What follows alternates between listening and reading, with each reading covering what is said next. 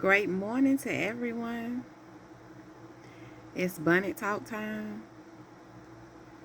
I woke up this morning with some things on my heart, on my mind. Didn't wash my face, didn't brush my teeth. Don't care how I look. I'm too blessed to care how I look. And even so, I'm too old to care. I'm too blessed to think about and to consider what people think about how I look. It's not even that serious. I have a whole life. I got too much going on in my life to care about what people say about how I look. Tab say it's not my business. So it's definitely not my business what people think about how I look.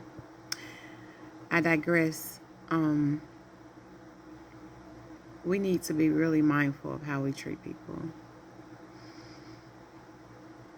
I've noticed that so many people don't care about people. All people care about is money. The Bible tells us that the love of money is the root of all evil. And we see that all the time because people care more about money than they do anything. They don't care how they treat people. They don't care about how they ruin relationships. They don't care. If it's money on the line, people are just choosing money every time. And it's sad. The Bible tells us, yes, I'm a Christian. The Bible tells us that first will be last. That shall come to pass. There are many people who are in positions, who have wealth or who are well off, but their heart is not in the right place. Their intentions are not pure. The Bible clearly states that first will be last, and we have to be mindful of that. My mom said that the same people you meet on the way up, you'll meet them on the way down. You have to be careful, even if you are wealthy, have status, have titles, in a position where you have power. You can't afford to burn bridges. And when I say that, I mean people who you think or feel or consider to be beneath you. You still should not burn those bridges because you may need to cross those bridges. You never know. The Lord giveth and the Lord taketh away. You can be rich today and broke tomorrow. There are thousands of people who have taken their lives because of money. The thought of losing their money, the thought of having no money, the thought of being poor, they could not bear to live with. So we know that the love of money is very powerful. And although we need money to survive, we're going to always need money. It's the love of money that is the root of all evil. I think people need to get back to caring more about people. It's 2023 and we in our bags. We chasing that bag. You have parents in their bags, but they're not raising their children. I'm sorry, parents, but you can't be in your bag and still raise children. That's very hard to do. You have people who are working multiple jobs, not even just to pay for basic needs, but to live a lifestyle that they really don't have to live. And they're doing it at the expense of relationships, because when you put that much time into chasing a bag or a job or however you want to phrase it, working all that overtime, you're really sacrificing relationships. If you have children, you can't raise your children. You can't raise them. You can't put the time in with them. I think we really do need to let go of the idea of chasing the bag and being in the bag. I've heard many preachers say that you need to chase purpose. If you chase purpose, the bag will come. If it is meant for you, let me just say this. If it's meant for you, you don't have to chase it. What God has for me It is for me. And I'm not chasing it. I'm not chasing the bag. Okay? I have 2 sons, 14 and 7. I refuse to be out here in a bag. I refuse to be out here. I'm in my bag. I'm chasing the bag. I got 2 sons to raise. I can't afford to not raise them. If you look at what's going on in the world, can you really afford to not raise your children? Can you really afford to be in your bag? Can you really afford to chase your bag and neglect your duty or duties as a parent? So many people are caring about how they look, what they drive, what they live in, how much money they can make, multiple streams of income, generational wealth. But there's nothing wrong with that. I apply anybody that want to have generational wealth. But the problem with generational wealth is there will be no generational wealth if you do not prepare the generation. Everybody want to say they want multiple streams of income. Yeah, but having multiple streams of income is nothing if you don't have the wisdom from God. Oh, I want to be able to leave my children this amount of money. It's fine. There's nothing wrong with that. But are you preparing them for that blessing? So you can work as hard as you want to and create generational wealth. But if you have not prepared the generation for the wealth, it won't be generational very long. I wish people would just get away from that love of money, because it's really destroying the world. You can just look and see what's going on in the world, and much of what's going on in the world is going back to money. It's going back to greed, the love of money. A lot of the evil is going back to money.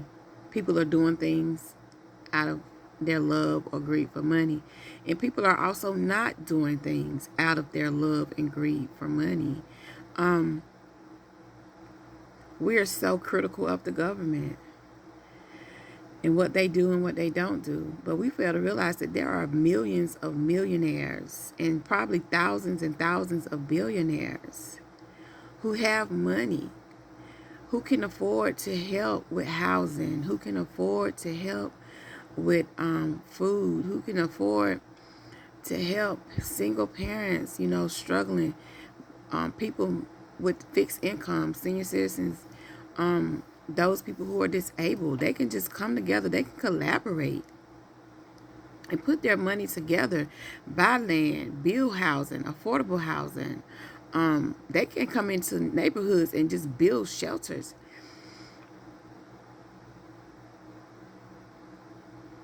But we have so many people that just love money. Whatever they do, it has to be beneficial for them. They have to get something out of the deal. And it's just so sad. It's just like heartbreaking. And sometimes it's just very disheartening.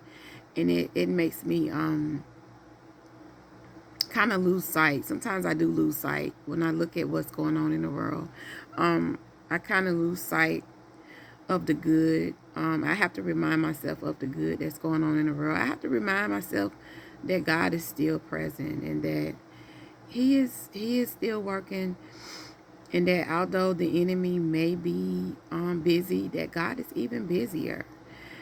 And I have to remind myself to be faithful, to walk by faith and not by sight. But it's very hard to do when you're around people who are suffering, and who are in need, especially if you have a desire to help those who are in need. So it's very disheartening, and it's very hard at times. Sometimes I don't even know how to digest what I'm seeing, because it makes no sense at all. It just things that you would say, like common sense things, or things that you would believe that people should know, and it should be automatic. Like, should we have to say this? Should we have to ask this? Like, I don't know, but I just woke up just feeling a little heavy this morning. I got up and I prayed, and I just pray that we all just get it together. We can't afford to not get it together.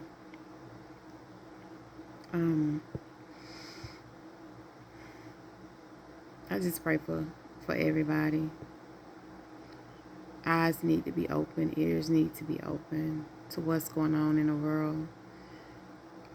We need to make a decision, because the Bible tells us we cannot serve two gods. Anytime you place someone before God or something before God, you're idolizing them. You're making them an idol. And a lot of people have made material things their idols. They have made people their idols. They have made money their idols. The love of money is the root of all evil, and unfortunately many people are idolizing money. One of the sins is idolatry. That is a sin. We cannot make anything an idol, be it people or things like money, houses, cars. It could be your children. It could be your spouse. It can be someone that you are a fan of. There are many, many Beyonce fans, and they probably don't even realize that the Beehive, I'm just speaking on that because I've just kept seeing all this stuff in the media about her performances and how great they are. And a lot of people are idolizing her, and they don't even realize that, like, you're sinning, you know. You can't idolize people. You can't idolize things. I have 2 kids. They don't come before God. God is first. God should always be first before anything else in our life. And so I just pray that people open their eyes and open their ears. And I just hope that we get it together, because the Bible does say that the road to heaven is narrow, but the road to hell is wide, which means there are going to be a lot more people going to hell than heaven. And if you're going to make it into heaven, yeah, you're going to have to put in some work. It's not going to take any work to go to hell. It's really not. But if you want to go to heaven, you got to make some decisions, and you got to put in the work. And you got to allow God to do the work in you. You have work to do, but you also have to allow God to do the work in you. So I just pray that those who are a victim of the love of money, of greed, that their eyes and ears will be open. I pray that people will get out the bag, because if you go into the education system, I've worked in the education system. I'm not a teacher, but I've worked in schools, and it's terrible. And we can see that parents aren't raising their children, or if they're raising them, they're not raising them right, or they're doing very little parenting, whatever the case may be. But the kids are so disrespectful. It's amazing how much a teacher has to deal with, an administrator has to deal with in these school systems. The blatant disrespect every single day. I've had a child tell me that they were cursing, and I had a child tell them, well, my mama let me curse at home. Be it true or false, that's just an indicator that we now live in a world where kids aren't being taught morals and values.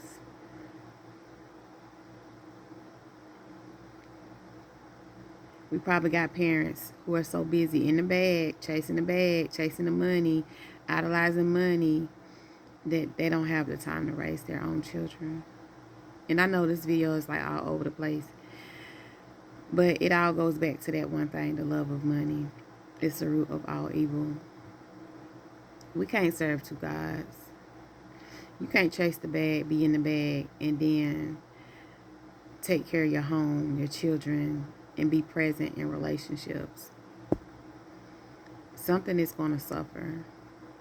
And unfortunately, when people are chasing the bag and in the bag, relationships suffer. With family members, maybe even friends, they losing time. Like, you losing time, you don't even realize the amount of time that you're sacrificing just chasing the bag. Time you'll never get back. Opportunities you miss because you're so busy chasing the bag, in the bag. And I know people call it chasing the bag, but it really is the love of money. It's not, it's a sin. You're idolizing money. And let's just call it what it is. Let's just keep it 100. Let's just be real. When you're out here talking about you're chasing the bag, you're in the bag, that means that that bag is above everything in your life. Right? That bag is the idol. Idolatry is a sin. And so we just need to get away from chasing that bag, being in the bag. Chase purpose. Chase purpose. What God has for you, it is for you. You don't have to chase it. I've never read in the Bible where somebody was chasing the blessing. I've never read in the Bible where you had to chase Jesus or chase a relationship with the Almighty. I'm not chasing paper. I'm not in my bag. What God has for me, it is for me. And I ain't doing it. I refuse. I refuse. Time is something that is very valuable for me. Very valuable to me. The older I get, the more I value my time. I don't have enough time to spend my time chasing a bag. I'd rather chase my purpose and just let the bag come. And I got kids. I'm not sacrificing being a parent to chase a dumb bag. I can make more money. I can't make more time. No, your kid, when you have kids aren't going to be small forever. They're going to grow up. And when they do grow up and you're done raising them, you're going to have plenty of time to chase that bag if you want to chase the bag. But definitely when they're small, you don't want to chase the bag. You need to be present as a parent. So, yeah, the love of money is the root of all evil. And all this chasing the bag and creating multiple streams of income and generational wealth, all of that is good and all of that does sound good. But you need to be led by God. You need the wisdom, especially with the generational wealth. I can't say that enough. People, if you're going to create generational wealth, please ensure that the generation is prepared for the wealth, or all of your work is going to be in vain. And I'm going to say that again. If you're out here trying to create generational wealth, please ensure that you are preparing the generation for generational wealth. Okay? And just be mindful that these young people are going to grow up. You may start business for your businesses and have that expectation of your children. Oh yeah, they're gonna have a business to inherit. They may sell the whole business. They may not even want the business. So you do need wisdom when you're out here creating generational wealth and chasing that bag, trying to create that generational wealth, because your work could be in vain. If that generation is not prepared, if you don't prepare the generation for the wealth,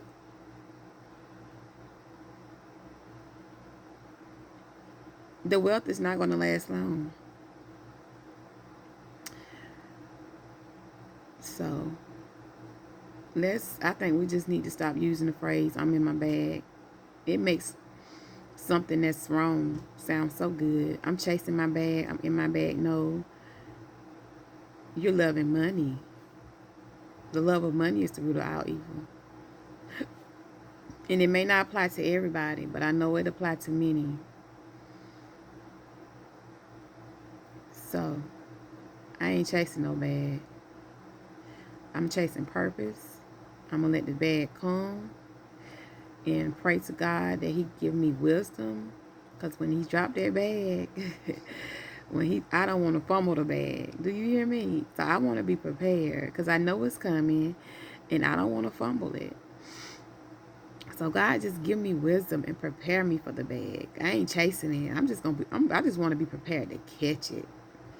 And when I catch it, I don't want to fumble the bag. So God, give me wisdom. Holy Spirit, lead me, guide me. If there's anything in me, God, that needs to come out of me, I pray that God will uproot it in the name of Jesus, because I ain't trying to fumble the bag. Pastor Michael Todd called it being bamboozled by the blessing. I don't want to be bamboozled by the blessing. So yeah, we got to get out of this money mindset, because there's more to life than just money. And I think that is all. It's a long video. But yeah, I pray that everybody has a safe Labor Day. Enjoy your day. Yeah, I got to get up and do this makeover real quick. Take the bonnet off because I'm bonnet head at the moment. So yeah, I'm about to do this whole makeover. Put some clothes on. Get this day started. Get this beautiful day started with my kings. And be cute. I don't know why I say cute. I'm too old to be cute. But I say cute anyway. I just like the word cute. But yeah, get cute on this Labor Day. Enjoy this Labor Day. So y'all have a blessed day. Love, peace, joy, happiness, and healing to everyone. And God bless.